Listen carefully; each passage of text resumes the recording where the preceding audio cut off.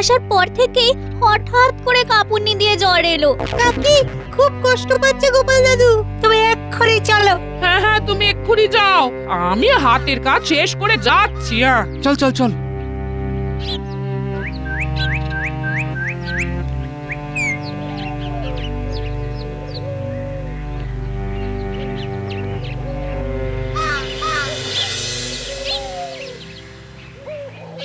কোথা থেকে কি যে হলো এই কিছুই বুঝতে পারছি না। এই সুস্থ মানুষ ঘরের কাজ করে পুকুরে স্নান করতে গেল, ফিরে এসেই মা বলল পুকুরে নামতেই কে যেন পা টেনে ধরেছিল, বলতে বলতে বিছানায় শুয়ে পড়লো। কি হলো বলো তো গোপাল দাদা, কি হলো? আরে দাঁড়াও দাঁড়াও, কিচ্ছু চিন্তা করো না, আমি রাজসভায় গিয়ে রাজবৈদ্যর সাথে কথা বলছি। পুটি, ন্যাপলা, গুলটে, তোরা তিনজন আমার সাথে চল, আর এই ট্যাপা পুচকে ঘরে থাক মায়ের কাছে।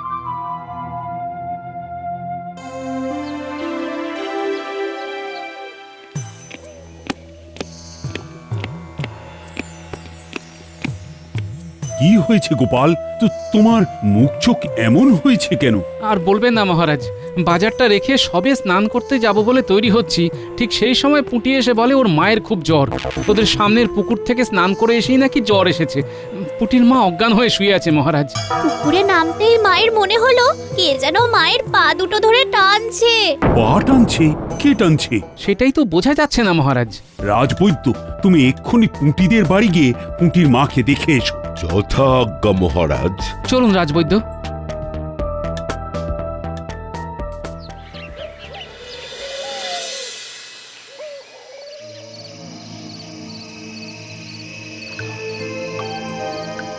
ও হো হো হো হো হো, কি গরম রে বাবা! হ্যাঁ না, এই সন্ধেবেলা একটু এই পুকুরে গাটা ভিজিয়ে নি, আজ বড় গরম।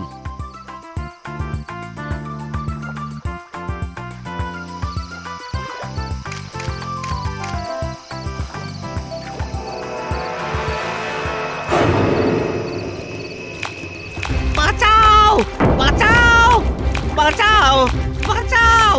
আরে আরে, কেউ পুকুরে স্নান করতে গিয়ে ডুবে যাচ্ছে। দাঁড়াও দাঁড়াও, আমি আসছি। বাঁচাও বাঁচাও বাঁচাও! তুমি তুমি আমার হাতটা ধরো, হাতটা ধরো। বাঁচাও বাঁচাও ভাই বাঁচাও! আমার কি যেন পাটা টেনে ধরছে। শক্ত করে ধরো, ধরো ধরো শক্ত করে।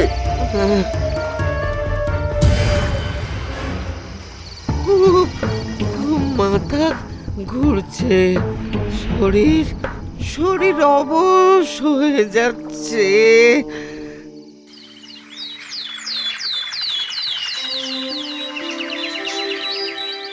ভয়ঙ্কর অবস্থা। ওই পুকুর নিয়ে অনেক অভিযোগ আসছে। বিজ্ঞানী, পুকুরের মধ্যে কি আছে? আমাদের এখন ওই পুকুরের জল পরিশুদ্ধ করার জন্য ওষুধ দিতে হবে। তাহলে আমাদের এক্ষুনি যেতে হবে, দেরি করা উচিত হবে না। হ্যাঁ হ্যাঁ হ্যাঁ, গোপাল একদম ঠিক বলেছে, আর দেরি করা যাবে না। শুভ কাজে দেরি করতে নেই, চলো এক্ষুনি। চলুন মহারাজ, আমি প্রস্তুত।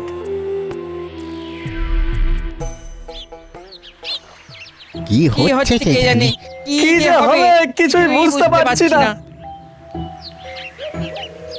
মহারাজ আসছেন, মহারাজ আসছেন, পুকুর দেখতে আসছেন। মহারাজ কি হবে? আমাদের কি হবে? আমাদের কি হবে? আহ, তোমরা শান্ত হও, আমি তো এসেছি এই পুকুরকে তোমাদের ব্যবহারযোগ্য করে দেব। আহা, কোনো চিন্তা করো না বিজ্ঞানী, কাজে লেগে যাও। তোমরা চিন্তা করো না, এই পুকুরকে আমি ব্যবহারযোগ্য করে দেব। জয় মহারাজের জয়। প্রহরী, এই নাও, ঘাটের কাছে দাঁড়িয়ে পুকুরের মাঝখানে ছুঁড়ে দাও। ঠিক আছে।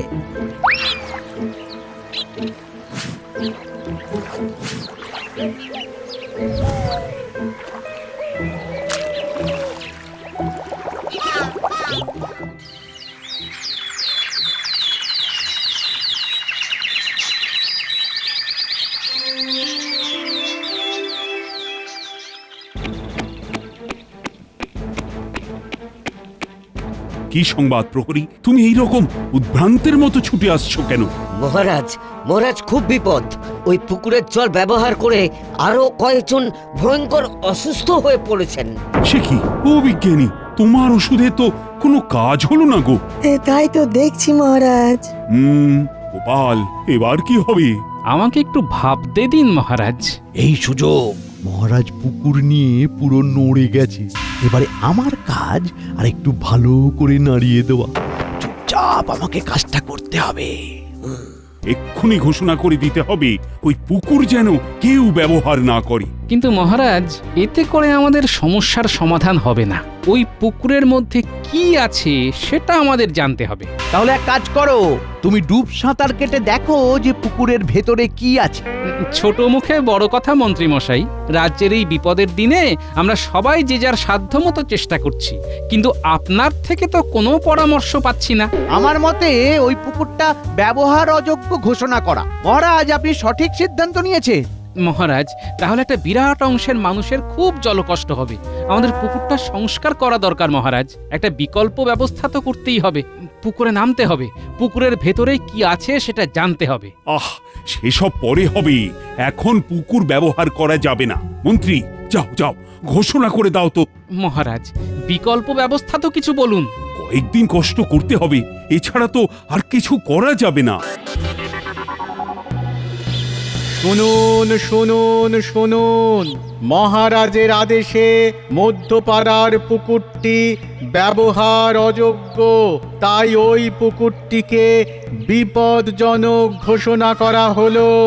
ওই পুকুর কেউ ব্যবহার করবেন না। শুনুন শুনুন শুনুন। উফ, কতদিন যে এই জলের কষ্ট চলবে কে জানে। মন্ত্রীমশাইয়ের মতিগতি খুব একটা ভালো বুঝছি না। চলছে জিলিপি মাথায়, আগুন লেগেছে কথায়। আমার ওষুধেও কাজ হলো না। আমাকে সবাই খুব ভরসা করেছিল। এবার এবার কি হবে গোপাল? বিজ্ঞানী, আমাকে কিছু একটা করতে হবে, বুঝলে? তা কি করবে তুমি? চলো তো পুকুরটার কাছে যাই, আরেকবার দেখে আসি। এখন তো অন্ধকার হয়ে গেছে, এই সময় কি যাওয়া ঠিক হবে? এই সন্ধেবেলা বাবা, ভূতে মারবে ঠেলা। চলো তো দেখি কোন ভূতে আমাকে ঠেলা মারে। চলো, কি আর করা যায়, ভূতের হাতেই মরি হয়। ভয় পেও না সভাকবি, আমরা 4 জন যাচ্ছি। ভূত আমাদের 4 জনকে দেখে নিশ্চয়ই ভয় পাবে। আমি মশালের ব্যবস্থা করছি।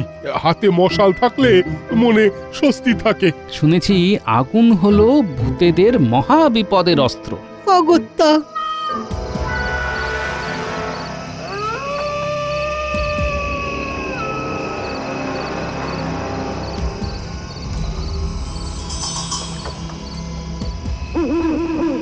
জায়গাটা বড় থমথমে, ভীষণ গুমোট লাগছে।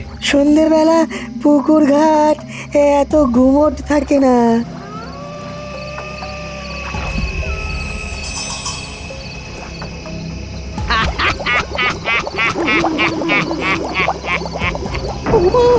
কার হাসি? উড়ি বাবা গো! ওটা কি বিজ্ঞানী? যক্ষ যক্ষ যক্ষ। না, কিছু বোঝা গেল না। বিজ্ঞানী, পুকুরে নামতেই হবে, দেখতে হবে পুকুরের মধ্যে কি আছে। এখন এখান থেকে যাওয়া যাক, বুঝলে?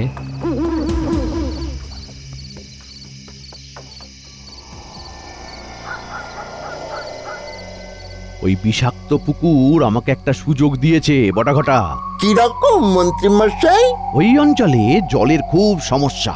এদিকে মহারাজের বিজ্ঞানী অসফল হয়েছে, পুকুর সেই বিষাক্তই আছে। খুব সুন্দরভাবে তোরা মহারাজের এই অক্ষমতা ওই অঞ্চলের প্রজাদের মধ্যে কানে দিয়ে দিবি, বুঝলি? তাহলেই হয়ে যাবে। তাহলেই প্রজা বিক্ষোভের মধ্যে পড়বেন আমাদের মহারাজ। তোরা বাইরে থেকে এই বিক্ষোভে আগুন দিয়ে বিক্ষোভটাকে চূড়ান্ত জায়গায় নিয়ে যাবে। বুঝে গেছি, আমাদের আর বলতে হবে না মন্ত্রী মশাই। আপনি নিশ্চিন্তে বাড়ি যান। ওই অগ্রিম কিছু পারিশ্রমিক দিয়ে। পারিশ্রমিক?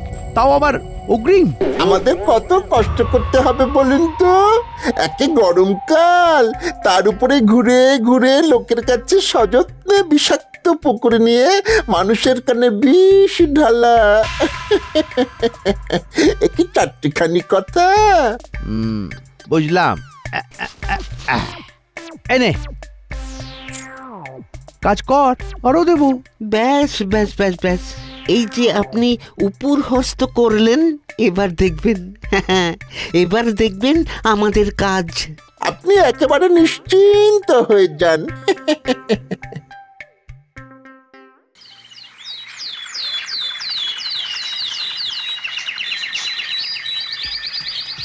মহারাজ, আমাদের অবিলম্বে ওই পুকুর পরিষ্কার করতে হবে।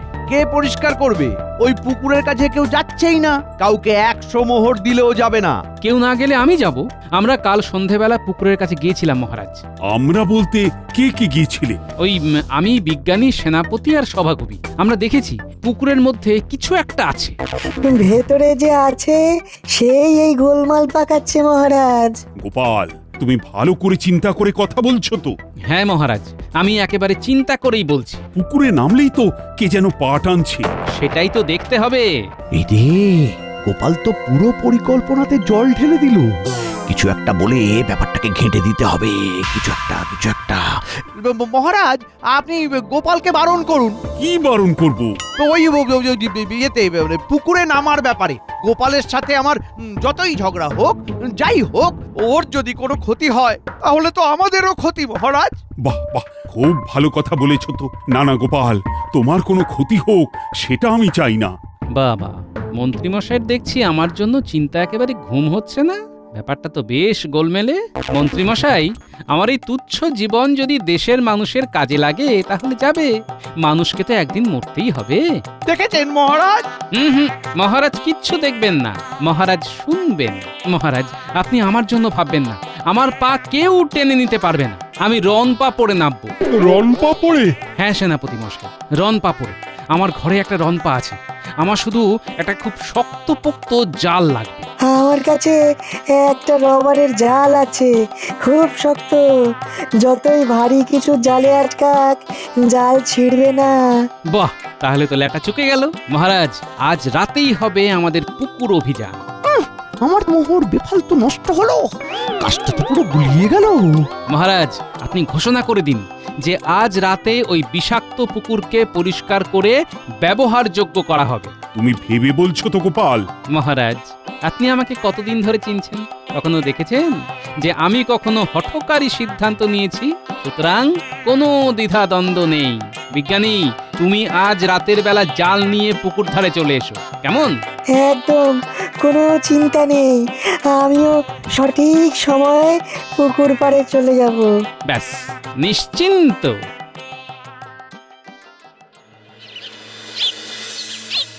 কাজটা বেশ সহজে হয়ে গেল।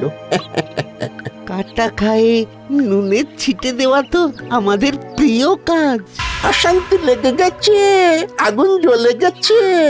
এবার সেই অশান্তির আগুনে মহারাজকে বেশ ভালোভাবে জ্বালিয়ে দিতে পারলেই ব্যাস। শুনুন শুনুন শুনুন, মধ্যপাড়ার ওই বিষাক্ত পুকুর আজ রাতে পরিষ্কার করা হবে। আমাদের সকলের প্রিয় গোপাল দাদা নিজ দায়িত্বে পুকুরে নামবে। মধ্যপাড়ার সকল প্রজাগণকে দুশ্চিন্তা মুক্ত হবার জন্য আবেদন জানানো হলো। শুনুন শুনুন শুনুন।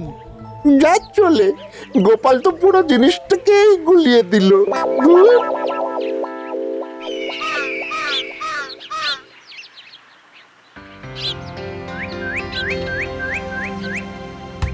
গোপাল, এই জীবাণুরহিত বর্ষাতিটা নাও।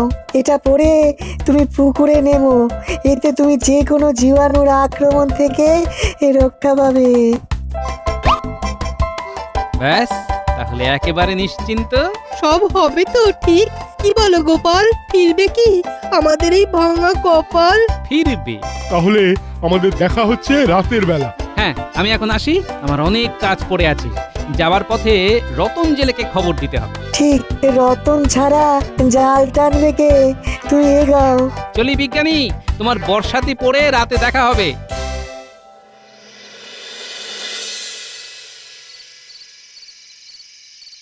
তুমি নাকি পুকুরে নামবে গোপাল দাদু? হ্যাঁ রে, একদম নয়। ওই রাক্ষসে বিষাক্ত পুকুরে তোমাকে নামতে দেব না। শেষে তোমার কিছু হলে আমার কি হবে? আরে আমার কিচ্ছু হবে না গিন্নি। এই দেখো কত কিছু আছে আমার। এটা হলো জীবাণু প্রতিষেধক বর্ষাতি, আমাকে রক্ষা করবে। তারপর আছে আমার বুদ্ধি গিন্নি। আচ্ছা, আমার বুদ্ধির উপর তোমাদের ভরসা নেই?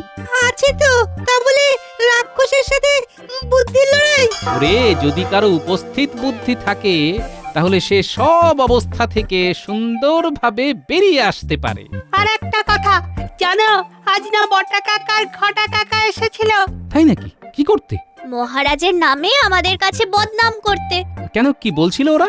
আমরা তখন জল নিয়ে আসছিলাম, সেই সময় ওরা এলো আমাদের কাছে। বুঝেছি, মন্ত্রীমশাই এই পুকুরের ব্যাপারটাকে নিয়ে মধ্যপাড়ার লোকগুলোকে খেপিয়ে তুলে একটা অশান্তির আগুন লাগাতে চাইছিল। কি বাজে লোক তোমাদের ওই মন্ত্রী। যাগে, উনি ওনার মতো ভাবুন, আমরা আমাদের মতো কাজ করে যাব। তুমি সাবধানে থেকো গো। চিন্তা করো না গিন্নি, আমি সাবধানেই থাকব।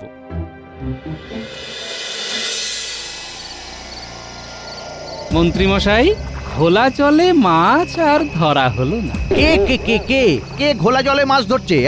ওই পুকুরের ভেতরের রাক্ষসটাকে বের করে সব কথা বলবো। রতন, জালটা ফেলে দাও। দিচ্ছি।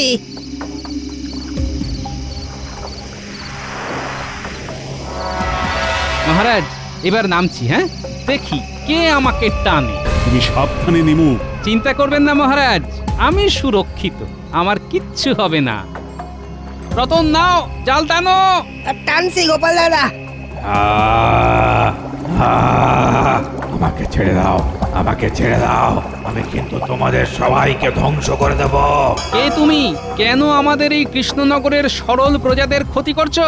বেশ করছি, বেশ করছি, আবার করব। ওরে বাবা রে, এ কে রে? ভূত, ভূত। আমার অনেক ক্ষমতা। তোমাকে দেখাচ্ছি মজা। রতন, টানো, জোরে টানো। তোমার তো খুব সাহস। হ্যাঁ, তা আমার সাহসটা একটু বেশি বটে। তুমি আগে বলো এখানে কেন এসেছো? তোমার চাঁদ বদনটা একটু দেখি। বাবা রে, এ কে? আমাকে আমাকে আর বেশি ঘাঁটিও না, ঘাঁটিও না। আমি তোমাদের সবাইকে শেষ করে দেব, কিন্তু আমাকে আমার মতো থাকতে দাও। তুমি আমাদের কেন কষ্ট দিচ্ছ? কেন? আমি এই পুকুরে বেশ শান্তিতেই ছিলাম, তোমরা আমাকে বাধ্য করেছো আমার শক্তি দেখাতে। আমরা তোমাকে বাধ্য করেছি? কি করে? এই পুকুরটা আগে বেশ ভালো ছিল, কিন্তু তোমাদের কিছু মানুষ এই পুকুরটাতে নোংরা ফেলে দূষিত করে তুলেছে। ভূত, আমি কিন্তু কখনো তোমাদের ক্ষতি করার চেষ্টা করিনি, কিন্তু তোমরা এই সুন্দর পুকুরটাকে নোংরা ফেলে নষ্ট করেছো। আমি বুঝেছি, আমি কথা দিচ্ছি আর কখনো পুকুর ময়লা করতে দেব না। বেশ, তোমরা যদি আমাকে কথা দাও পুকুরে নোংরা ফেলবে না, নোংরা করবে না, তাহলে আমিও কথা দিচ্ছি, আমিও কারো ক্ষতি করব না। আমি আজ থেকেই ঘোষণা করে দিচ্ছি, সব জলাশয়কে পরিষ্কার পরিচ্ছন্ন রাখবো। বেশ, তাহলে আমাকে মুক্ত করো, আমিও কথা দিলাম তোমাদের আর ক্ষতি করব না। আমার আর একটা প্রশ্ন আছে। বলো। তুমি নিরীহ মানুষের ক্ষতি কেন করলে? উপায় ছিল না, আমি তোমাদের জাগাতে চেয়েছিলাম, তাই নিরীহ মানুষকেই আমি লক্ষ্য করেছিলাম। তবে আমাকে শান্তি দিলে আমি সবাইকে শান্তি দেব, কথা দিলাম। আমরা কথা দিলাম, আর কোনোদিনও পুকুর জলাশয় নোংরা করব না। বেশ, আমিও কথা দিলাম, আজ থেকে আমি তোমাদের বন্ধু হব। ও গোপাল, তুমি না থাকলে যে আমরা কোনোদিন জানতেই পারতাম না। সত্যি তুমি হলে আমাদের ত্রাতা। এই পুকুরকে হাতিয়ার করে মন্ত্রীমশাই একটা নোংরা খেলা খেলতে চেয়েছিল। মন্ত্রীমশাই বটা ঘটাকে লাগিয়েছিল মধ্যপাড়ার মানুষকে খেপিয়ে তোলার জন্য। সেনাপতি, মন্ত্রীকে এই পুকুরে ফেলে দাও, যাতে আর কখনো কারো ক্ষতি করতে না পারে। বাঁচান মহারাজ, মহারাজ বাঁচান, বাঁচান মহারাজ বাঁচান, আর করব না, আর করব না। আমিও কথা দিলাম আর কখনো কারো ক্ষতি করব না মহারাজ, কখনো না। দাও দাও, 1000টা উঠবোস দাও। সেনাপতি তুমি গোনো, কি হলো? নাও শুরু করো। 1 2 3 4। গোপাল আমাদের ত্রাতা আর মন্ত্রী মশাই যাতা।